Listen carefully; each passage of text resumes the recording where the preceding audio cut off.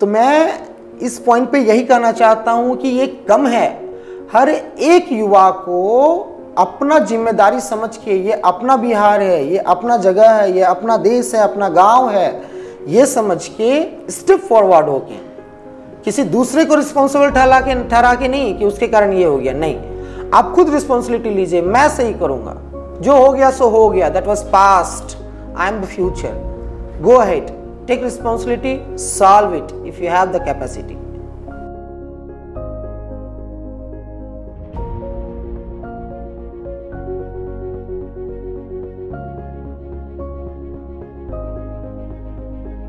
नमस्कार दोस्तों, आप सभी का फिर से स्वागत है केबी स्टूडियो का खास प्रोग्राम में। सोनी सिंह आज आप लोगों के बीच बात करने के लिए एक युवा कार्यकर्ता जो कि भाजपा से अभी नए जुड़े हैं और वह पेशे से पहले इंजीनियर थे, उसके बाद एक टीचर बने।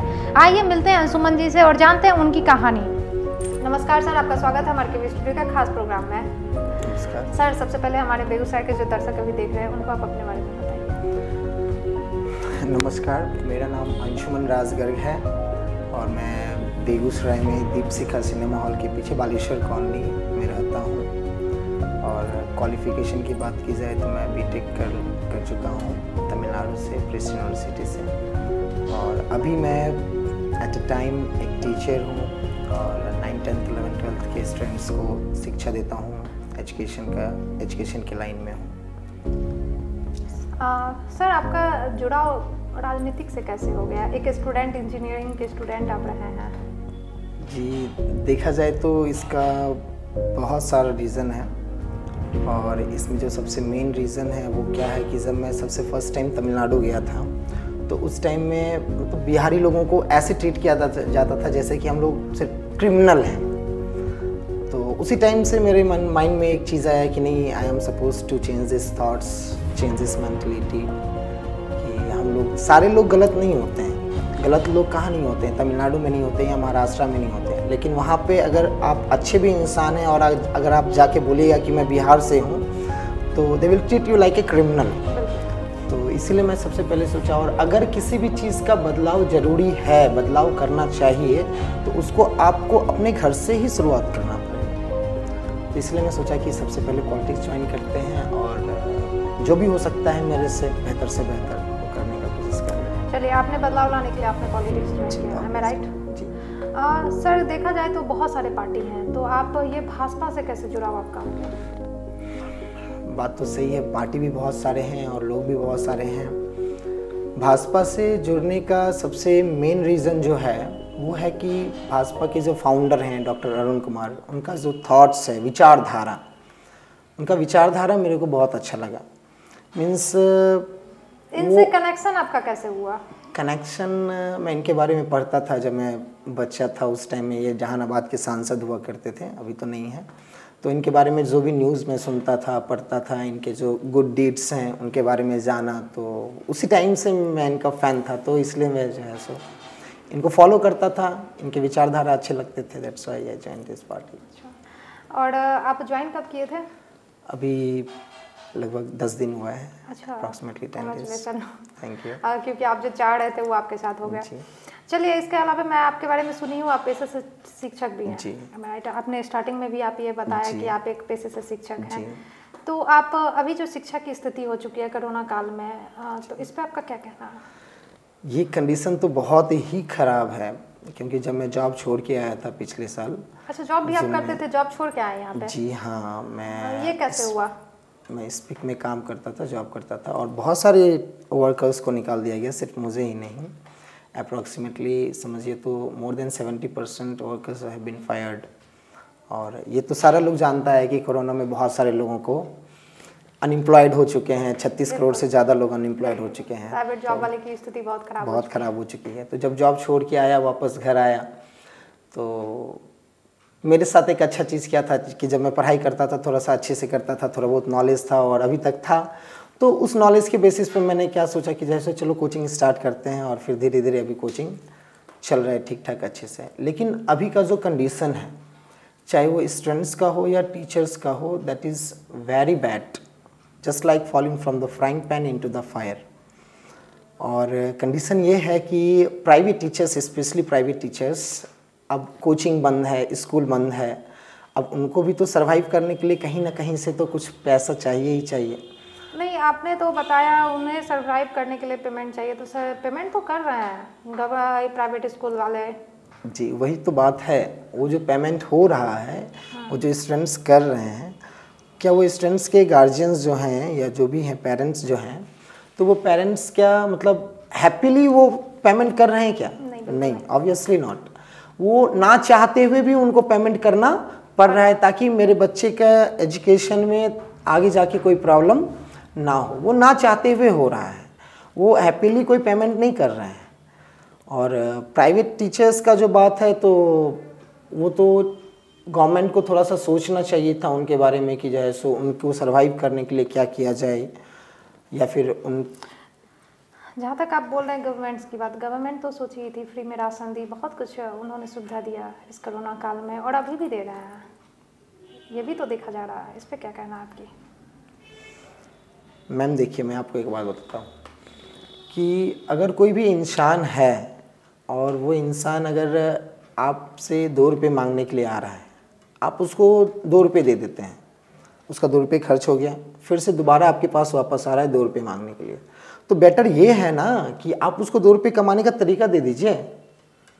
समझ में आ रहा है आपको? मेरे पास एक एजुकेशन का लेवल था तो मैं आया यहाँ पे कोचिंग स्टार्ट कर दिया, मेरा कोचिंग भी अच्छे से चल रहा है, स्टूडेंट्स भी आ रहे हैं, जो आ रहे हैं वो जा नहीं रहे हैं। लेकिन जो 36 करोड़ लोग ऑलरेडी अनएम्प्लॉयड हो चुके हैं, और अगर मान लीजिए उनके पास कोई भी टैलेंट नहीं है, कोई भी सोर्स नहीं है इनकम का, तो वो क्या करेंगे? आप राशन दे दिए, 1 महीने का राशन दीजिएगा, 2 महीने का राशन दीजिएगा, 5 महीने का राशन दीजिएगा, क्या उस राशन से हम लोग ज़िंदगी भर सर्वाइव कर सकते हैं? नहीं कर सकते हैं। तो आप राशन मत दीजिए, लेकिन आप एक रास्ता दिखाइए कि हाँ इस रास्ते पे चल के आपको किसी से राशन मांगने का ज़रूरत ना पड़े, आप उसको कमा सकते हैं, उसको अर्न कर सकते हैं। ये मेन पॉइंट होना चाहिए। ये राशन दे दिए और राशन ले लिए, हम भी खुश आप भी खुश, पॉलिटिक्स, ये सारा चीज़ क्या है? पॉलिटिक्स है। और आजकल के पॉलिटिशियंस यही कर ही रहे हैं। मेन पॉइंट जो है, जो मेन पॉइंट होना चाहिए उस पर बात नहीं होता है, बात कुछ और अलग लिंक से हट के होता है, पब्लिक को गुमराह किया जाता है, और पब्लिक भी उन सारे डिबेट्स में आके थोड़ा सा सुन लेती है, हाँ वो सही क्या, वो सही कहा, वो सही कहा। भाई वो सही कहा, चलो अच्छा बात है, लेकिन आप क्या कर रहे हैं? आप पहले अपने आप को देखिए, फिर जाके दूसरे को सही या गलत आप बोल सकते हैं। आपकी पार्टी जो है जाके लोजपा से मिल गई, ऐसा क्यों? इसका क्या अर्थ है? देखिए, लोजपा से मिलने का अर्थ है, मेन जो हम लोगों का मोटो था वो था चिराग पासवान जी को सपोर्ट करना। चिराग पासवान जी का क्या है कि मेनली नीतीश कुमार और चिराग पासवान के बीच में मैं आपको थोड़ा बहुत डिफरेंस बताता हूँ कि नीतीश जी जो हैं वो थॉर्न ओरिएंटेड है, मतलब उनको सिंहासन चाहिए, उनको पद चाहिए, उनको रुतबा चाहिए। लेकिन चिराग जी के साथ ऐसा कुछ नहीं है। अगर उनको पद चाहिए तो वो किसी भी पार्टी में जाके आराम से क्या कर सकते हैं, अपना पोस्ट लेके अपना राजनीतिक कैरियर को आगे बढ़ा सकते हैं। लेकिन उसके बावजूद भी वो सारा पद और रुतबा और जो उनके साथ जो सुविधाएं थी उन सारी चीज़ का त्याग करके अगर वो अगेंस्ट में हैं, जो गलत हो रहा है उसके बारे में बोल रहे हैं, चाहे वो कोई भी हो, उनके पार्टी का ही इंसान क्यों ना हो, तो इसका क्या मतलब बनता है? इंसान अच्छा है, अपनी पब्लिक को, अपने समाज को एक अच्छा राह दिखाएगा, तो यही हम लोग का मेन मोटिव था। नीतीश जी के बारे में एक बार, हमारी जो जनता है, खास करके जो लेडीज़ है और आजकल की जो लड़कियां हैं, उनका नीतीश जी को लेके जो रिएक्शन वो मैं आपको बताती हूँ। अभी जितने भी टीचर्स हैं, सारा का जॉब कहीं ना कहीं नीतीश जी का देन है, पहली बात है। दूसरी बात, साइकिल का राशि हुआ, पोशाक का राशि हुआ, 10,000 रुपया जो एक रकम मिलता था वो हो गया। अभी जो हाल फिलहाल में नीतीश जी ने कुछ दिन पहले स्टार्ट किया था कि जो ग्रेजुएशन किए हैं उनको 25 या 50,000 का सुकन्या योजना या कन्या योजना, और फिर वो एक फिर लड़कियों के लिए स्टार्ट किए हैं कि जो भी कॉलेज और की स्टूडेंट हैं उसको फ्री में लैपटॉप दिया जाएगा। तो इसका क्या अर्थ निकलता है? देखिए मैम, बात तो आप सही बोल रहे हैं। जब मैं भी एक स्टूडेंट था उसी टाइम में मतलब नीतीश जी सबसे फर्स्ट टाइम जो है सो मुख्यमंत्री बने थे, और स्टार्टिंग के 5 इयर्स अगर देखा जाए तो सीरियसली नीतीश गवर्नमेंट ने बहुत ही अच्छा काम किया, बहुत ही स्प्लेंडिड काम किया। क्योंकि हम लोगों का बिहार पिछले 15 साल 20 साल में बहुत पीछे जा चुका था, 50 साल पीछे जा चुका था। जिस रिस्पेक्ट में बिहार का डेवलपमेंट होना चाहिए था उस रिस्पेक्ट में, उस रेट में बिहार का डेवलपमेंट नहीं हुआ और तो और पीछे गया था। लेकिन 5 साल स्टार्टिंग में नीतीश गवर्नमेंट ने बहुत अच्छा काम किया, इसके लिए मैं एडमायर करता हूँ। लेकिन उसके आगे का 10 साल आप थोड़ा सा उल्टा के देखिए। आप जो बोल रहे हैं स्टार्टिंग में बहुत सारे लोगों को बहाली हुआ, उनको भत्ता मिला, पे स्केल हुआ, उनका सारा चीज़। अगर अभी के टाइम में लड़कियों को 35% अगर आरक्षण मिला है वो भी उन्हीं की देन है, यह भी कहना है हमारी समाज की महिलाओं का। जी ऑब्वियसली उनकी देन है। तो आप लोग अगर नीतीश के खिलाफ होते हैं तो हमारी समाज की महिलाएं आपको देखना बिल्कुल नहीं पसंद करेगी। ऑब्वियसली मैम, देखिए वही तो मैं बोल रहा हूँ कि मेन पॉइंट जो है, मेन पॉइंट कोई बात नहीं करता है। ये 35% आरक्षण देने से अच्छा है कि आप पहले उसको सिक्योरिटी दीजिए और उसको वेल एजुकेटेड बनाइए। आपको आरक्षण देने का ज़रूरत ही नहीं पड़ेगा। अगर आपके अंदर टैलेंट होगा किसी भी कम्पिटिटिव एग्ज़ाम को फेस करने का, उसका कट ऑफ पार करने का, तो आपको आरक्षण का ज़रूरत पड़ेगा क्या? नहीं पड़ेगा। तो आप वेल क्वालिटी एजुकेशन दीजिए ना, चाहे वो गवर्नमेंट स्कूल हो या प्राइवेट स्कूल हो। आप एक स्टैंडर्ड लाइन आधार कीजिए कि हाँ इस स्टैंडर्ड लाइन से ऊपर आपका एजुकेशन होना चाहिए, तभी आप एक टीचर बन सकते हैं या आप एक स्कूल चला सकते हैं। अगर आपके पास कोई अच्छे टीचर नहीं है, अच्छे मतलब एक लाइन गाइडलाइन नहीं है, तो उस गाइडलाइन से नीचे वाले स्टूडेंट्स क्या करेंगे? उनको तो आरक्षण का ज़रूरत है ही। आप अगर वेल एजुकेटेड बनाइए तो किसको आरक्षण का जरूरत होगा? मतलब किसी को भी नहीं होगा। और आपकी पार्टी का मेन अगर मोटो देखा जाए तो यही उनका उद्देश्य है कि मतलब ये सारा जो है ये एक ढकोसला है, इससे अलग हम लोगों को काम करना। जी ऑब्वियसली। और एक चीज़ और मैं आपको कहना चाहूँगी कि कहीं ना कहीं हमारा जो देश है पुरुषों का प्रधान देश है जी, और महिलाओं को वो समाज में इज्जत नहीं मिलता है जो उनको मिलना चाहिए।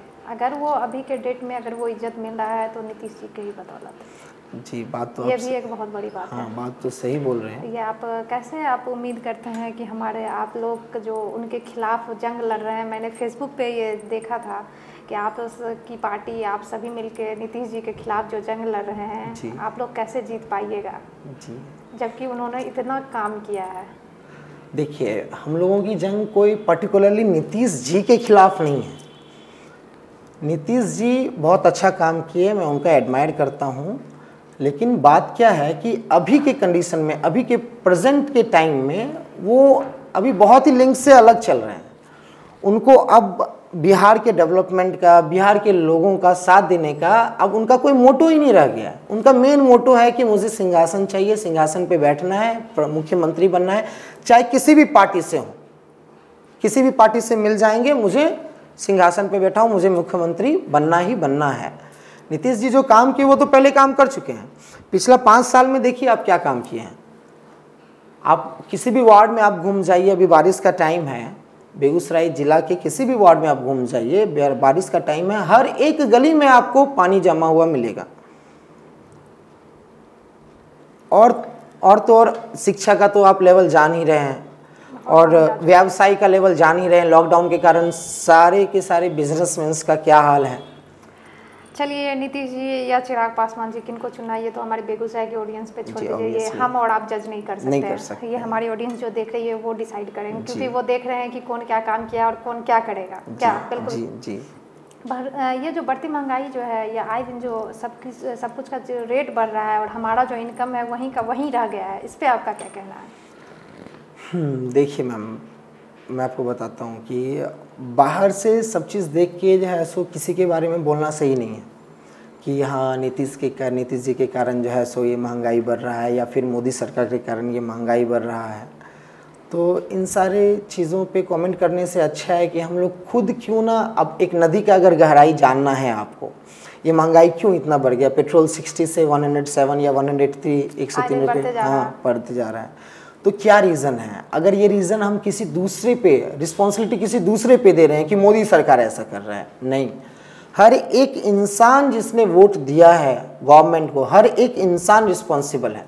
इवन दो मैं भी रिस्पॉन्सिबल हूँ, मैंने भी वोट दिया है, लेकिन अब उस रिस्पॉन्सिबिलिटी को मैं खुद उठाना चाहता हूँ। मैं किसी को गलत बोल दूं, किसी को सही बोल दूं, उन्होंने अच्छा किया, उन्होंने गलत किया, महंगाई इतना बढ़ गया, ये गलत चीज़ है। मैं खुद एक बार उतर के देखता हूं ना, क्या सही है क्या गलत है। हो सकता है मोदी ने जो किया होगा वो कुछ ना कुछ रीज़न से हुआ होगा, ये महंगाई बढ़ा होगा। कोई जानबूझ के वो अपना पॉकेट में तो पैसा नहीं डाल रहा है ना कोई भी इंसान। तो आप पहले अंदर तक जाइए, तह तक जाइए, उसके बाद पता लगेगा आपको कि हाँ क्यों महंगाई बढ़ रहा है। और ये कम होना चाहिए, ऑब्वियसली कम होना चाहिए, ऐसा नहीं है कम नहीं होना चाहिए, लेकिन अब जब इसको कम करेंगे तो हमको कहीं ना कहीं उसको एडजस्ट करना ही पड़ेगा। आए दिन जो युवाओं में बेरोजगारी देखी जा रही है, बढ़ते जा रही है, उसमें इस पर आपका क्या कहना है? इन सारी चीज़ों का रीज़न एक ही है। अगर आप अपने बच्चों को स्टार्टिंग से क्वालिटी एजुकेशन दीजिएगा, उनमें कुछ ना कुछ तो टैलेंट होगा, चाहे वो गिटार बजाने का हो, क्रिकेट खेलने का हो, फुटबॉल खेलने का हो, पढ़ाने का हो, कोई भी talent, it doesn't matter at all. आप जो बेरोज़गारी अभी जो लॉकडाउन के कारण 36 करोड़ लोग से ज़्यादा, और तो और बिहार के जितने भी इंसान हैं जो कि बाहर में, तमिलनाडु में जाइए, महाराष्ट्र में जाइए, गोवा में जाइए, पंजाब में जाइए, हरियाणा में जाइए, आपको हर जगह हर स्टेट में बिहार के वर्कर्स आपको मिलेंगे ही मिलेंगे। और उन सारे लोगों को जब अनएम्प्लॉयड करके यहाँ पे वापस भेज दिया गया, अब वो यहाँ पे आके क्या करेंगे? उनमें तो कोई टैलेंट है नहीं जो कि वो सर्वाइव कर सकें। तो उसका सबसे मेन रीज़न यही है, अगर आप अपने अभी के जनरेशन से आप अपने बच्चों को कुछ अच्छा ज्ञान, कुछ अच्छा एजुकेशन, एक क्वालिटी लेवल का एजुकेशन आप दीजिए, आगे जाके आपका बेरोज़गारी भी ख़त्म होगा। और अगर बेरोज़गारी ख़त्म हुआ तो ये जो महंगाई बढ़ रहा है ना, ये महंगाई भी धीरे धीरे कम होगा। बेरोज़गारी ही तो सबसे मेन रीज़न है ना हर एक चीज़ का, चाहे आपका महंगाई हो या फिर आपका सारा सिस्टम हो, आपका ये सब सारा चीज़ का। चलिए, टोटली मिला के आपसे एक चीज़ तो पता चला कि आप अरुण जी से मोटिवेट होकर आप इस पार्टी में जुड़े। इस पार्टी के जुड़ने से आपका क्या आगे का क्या उद्देश्य, आगे आपको क्या करना है?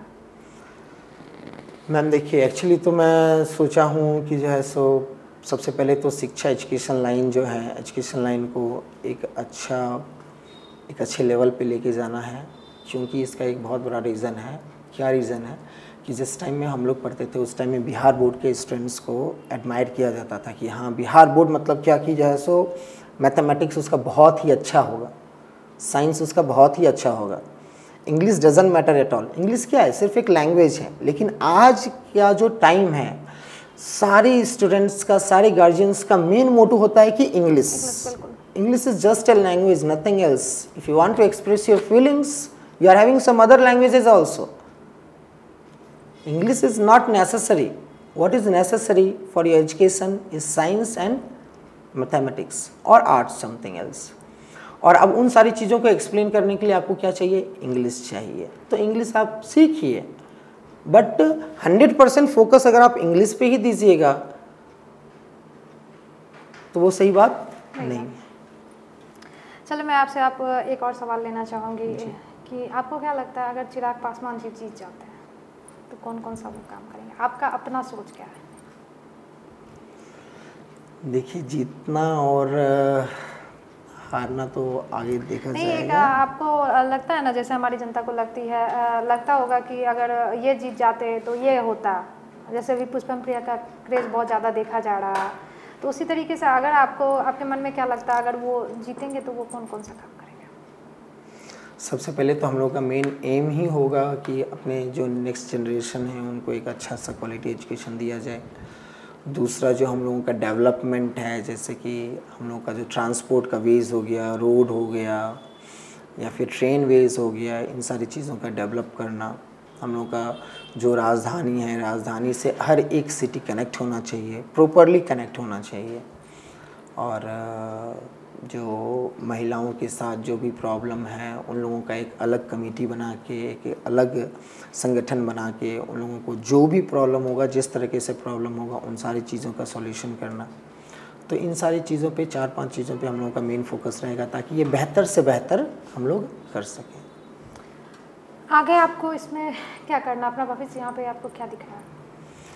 जी, भविष्य तो मैं तो अपना भविष्य नहीं देख रहा हूँ, सिर्फ एक सपना है कि जिस टाइम में नीतीश जी मुख्यमंत्री बने थे उस टाइम में हम लोगों ने भी एक सपना बनाया था कि हाँ अब बिहार में बहुत कुछ होगा, बिहार मुंबई जैसा बनेगा, बिहार का रोड ऐसा होगा, बिहार के जो स्टूडेंट्स हैं उनका ये क्लास होगा, एक स्टैंडर्ड होगा।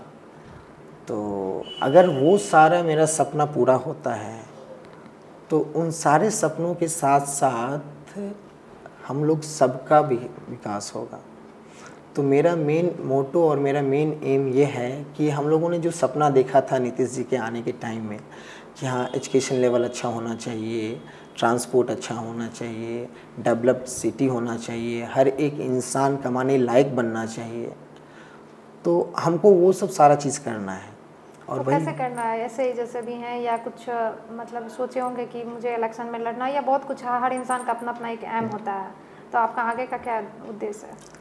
मैं सोच रहा हूँ कि वार्ड कमिश्नर का जो इलेक्शन होता है उसमें स्टार्ट करके एक इनिशिएट करता हूँ और देखते हैं कि अब आगे क्या क्या होता है।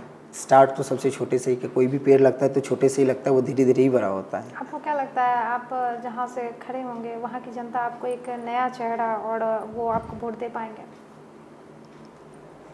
नहीं, ये तो क्योंकि जनता बहुत बार ठका चुकी है, बहुत ही ज़्यादा। जी हाँ, आपका कहना सही है। जितने भी लोग आए हैं ऑलमोस्ट ऑल लोग जो है सो ऐसा ही काम किए हैं। कुछ आदमी समाज सेवा में जाके समाज सेवा करते हैं, उसके बाद खड़े हो जाते हैं और हमारी जो भोली भाली जनता है वो उनको वोट देती है और बाद में उनको निराशा हाथ आता है। बात तो सही है। इस मुद्दे से मैं आपसे ये सवाल रखी हूँ। देखिए मैम, अगर हमको जनता से भागना ही रहता तो मैं भागा हुआ ही रहता। ऐसा नहीं है कि तमिलनाडु में जो मैं जॉब कर रहा था अगर वो जॉब छोड़ देता तो मुझे तमिलनाडु में कोई दूसरा जॉब नहीं मिलता। नहीं, बिल्कुल मिलता। अभी भी मेरे पास ऑफ़र है 60,000 70,000 का, मैं कहीं पे भी पुणे में जाके किसी भी MNC कंपनी में जाके आराम से जॉब कर सकता हूँ। लेकिन इन सारी चीज़ों को छोड़ के अगर मैं खुद से इनिशिएट कर रहा हूँ कुछ भी, तो इसका सिर्फ एक ही रीज़न है कि मेरे लोगों का विकास हो। मैं दूसरा देश छोड़ के अगर मैं यहाँ पे आया हूँ अपनी जगह पे अपने लोगों के पास, तो इसका ये मतलब नहीं बनता है कि मैं फिर से मतलब सक्सेसफुल होके और फिर यहाँ से मैं अपने पब्लिक से दूर चला जाऊँ। नहीं, मैं इन्हीं का सेवा करने के लिए ही आया हूँ। अब इन पे डिपेंड करता है। मैं बोला ना आपको कि हर एक इंसान को रिस्पॉन्सिबिलिटी लेना पड़ेगा।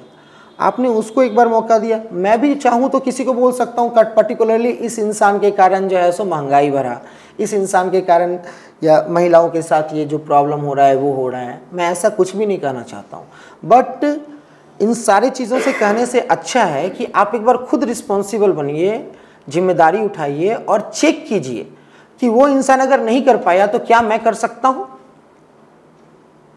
तो वही रिस्पॉन्सिबिलिटी मैं लेना चाहता हूं और हर एक इंसान को लेना चाहता हूं। आपको चाहिए कि हर एक चीज का रिस्पॉन्सिबिलिटी आप खुद लीजिए और खुद उसमें जाके पता कीजिए कि क्या हो सकता है, क्या नहीं हो सकता है, क्या सही है, क्या गलत है। किसी दूसरे के बात पे सुन के कि हाँ उसके कारण ऐसा हो गया, नीतीश जी के कारण ऐसा हो गया या फिर मोदी के कारण ऐसा हो गया, तो उसके बेसिस पे डिसीजन लेना सही नहीं है। अच्छा, मैं आपसे एक सवाल पूछना चाहूँगी। आपको देख के मेरे मन में एक सवाल आया है। आप भी यंग हैं और हाल में ही पॉलिटिक्स से जुड़े हैं। देखा जा रहा है कि अभी के युवाओं में पॉलिटिक्स से जुड़ने का बहुत ज़्यादा क्रेज उसमें देखा जा रहा है। इस पर आपका क्या कहना है? इस पर मैं आपको एक बात बताता हूँ। अभी तो बिहार में बहुत लेट शुरू हुआ ही है। आप दूसरे स्टेट्स में जाके देखिए, मोस्टली अगर आप केरला जाते हैं या फिर वेस्ट बंगाल जाइए, आसाम जाइए, महाराष्ट्र जाइए, तो इन दूसरे सारे स्टेट्स में आप जाके एक बार विज़िट करके आइए। आज से 10 साल 15 साल 20 साल पहले से ही हम लोगों के एज के, हम लोगों से कम एज के लोग पॉलिटिक्स ज्वाइन करके और अपने स्टेट को डेवलप करने के लिए वहाँ पे अपना हाथ कंट्रीब्यूट कर रहे हैं। ये तो बिहार में बहुत लेट हो रहा है। ये हम लोगों के बिहार में भी पहले होना चाहिए था, और आज अगर ये पहले होता तो आज ये बिहार का कंडीशन नहीं होता। तो मैं इस पॉइंट पे यही कहना चाहता हूं कि ये कम है। हर एक युवा को अपना जिम्मेदारी समझ के, ये अपना बिहार है, ये अपना जगह है, ये अपना देश है, अपना गांव है, ये समझ के स्टेप फॉरवर्ड होके किसी दूसरे को रिस्पॉन्सिबल ठहरा के नहीं कि उसके कारण ये हो गया। नहीं, आप खुद रिस्पॉन्सिबिलिटी लीजिए। मैं सही करूंगा, जो हो गया सो हो गया, that was past, I am the future, go ahead, take responsibility, solve it if you have the capacity. तो सरकार कोरोना की तीसरी लहर के लिए अलर्ट कर रहा है सबको। तो आप किसी अदर आदमी को जो आपसे जैसे जुड़ते हैं, आप एक समाज सेवी के रूप में अब आ गए हैं और धीरे धीरे और समाज सेवी के रूप में निखरते चले जाइएगा, तो कैसे दूसरे आदमी को मोटिवेट कीजिएगा? देखिए, कोरोना जो है एक कम्युनिकेबल डिजीज़ है और ये फैलता है, और इसका सबसे बड़ा समाधान किसी के पास नहीं है, खुद के पास है। अगर आप संयम से रहते हैं, डिस्टेंस बना के रहते हैं या फिर मास्क का यूज़ करते हैं, then it is not going to effect you. लेकिन अगर आप क्राउडेड एरिया में जा रहे हैं, बहुत सारे लोगों से मिल रहे हैं और उसके बावजूद भी अगर आप मास्क का यूज़ नहीं कर रहे हैं, हैंड वॉश नहीं कर रहे हैं, तो श्योर एंड सर्टेन आप इफ़ेक्टेड होने वाले हैं। और अगर आपको इन सारी चीज़ों से बचना है तो आपको वैक्सीन ज़रूर का ज़रूर लेना चाहिए और जल्द से जल्द लेना चाहिए, जितना जल्द हो सके। चलिए, अच्छी बात है, आपने अच्छा सजेशन दिया और हमारे पब्लिक को भी ये सुन के अगर कोई नहीं लिए हैं वैक्सीन तो वो लेने का उनका मन में विचार आया होगा। चलिए, मैं आपसे एक आखिरी सवाल लेना चाहूँगी। केवी स्टूडियो का यह प्रयास आपको कैसा लगा? बहुत अच्छा है, बेहतर है और मेरी शुभकामनाएँ आप लोगों के साथ है। आप लोग और बेहतर कीजिए। मैं आपसे एक और अंतिम सवाल लेना चाहूँगी। केवी स्टूडियो के माध्यम से जो हमारे अभी ऑडियंस देख रहे हैं, बेगूसराय की ऑडियंस या कहीं की भी ऑडियंस देख रही है, आप as a teacher, as a ये बोल सकते हैं, आप एक पार्टी से 10 दिन पहले जुड़े हैं, आप आगे का कुछ आपका मोटो है, तो उस पद से आप हमारी जनता को क्या संदेश देना चाहते हैं? देखिए, मैं जनता को यही बात बोलना चाहता हूँ कि हर एक इंसान को, चाहे आप छोटे हों या बड़े हों, आप हर एक इंसान का ये रिस्पॉन्सिबिलिटी बनता है कि हम लोगों का जो नेक्स्ट जनरेशन है उसको अच्छे तरीके से ज्ञान दिया जाए। हर एक इंसान के पास कुछ ना कुछ टैलेंट होता है, उसके टैलेंट को डेवलप कीजिए ताकि वो आगे जाके किसी के भी सामने में आरक्षण या फिर राशन के लिए हाथ ना फैलाए, वो खुद रिस्पॉन्सिबल बने ताकि वो सारा चीज़ अर्न कर सके। Learning leads to earning. अगर आपके पास ज्ञान है तो आपके पास पैसा आएगा ही आएगा। तो यही मेरा मेन संदेश रहेगा आप लोगों के लिए और ख़ास करके युवाओं के लिए कि हर एक इंसान स्टेप फॉरवर्ड कीजिए, अच्छा क्वालिटी, अच्छा एजुकेशन, अच्छा डेवलपमेंट, एक दूसरे का हेल्प कीजिए, मदद कीजिए। बस इतना ही। Thank you very much. चलिए, आपका बहुत बहुत धन्यवाद, आपने अपना कीमती समय हमारे प्लेटफॉर्म को दिया। Thank you very much. Have a nice day.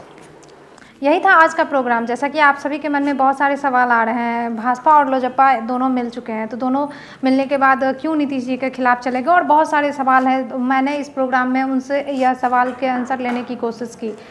तो उम्मीद करूँगी कि यह वीडियो आप जैसा सोच रहे हैं कि मेरे मन में ऐसा सवाल आ रहा था, वह सभी का उत्तर इस वीडियो में आप सभी को मिल गया होगा। तो इस तरीके के कार्यक्रम देखने के लिए हमारा जो फेसबुक पेज है, जो कि केवी स्टूडियो बिहार और डॉक्टर रोशन कुमार के नाम से, दोनों को फॉलो करें, लाइक करें, शेयर करें। उनका YouTube channel stars of Begusarai, इसको सब्सक्राइब करें, बेल आइकन प्रेस करें। मैं सोनी सिंह आप सभी से लेना चाहती हूँ अलविदा लेने से पहले आप सभी से अपील करूँगी कि इस वीडियो को ज़्यादा से ज़्यादा शेयर करें और हमारे चैनल को ढेर सारा प्यार दें। आप सभी का इस वीडियो को देखने के लिए दिल से धन्यवाद। This video is sponsored by Khagendra Vaibhav hospital, जहां हो कान, नाक और गले का बेहतर इलाज, in association with doctor Roshan Kumar, ENT specialist.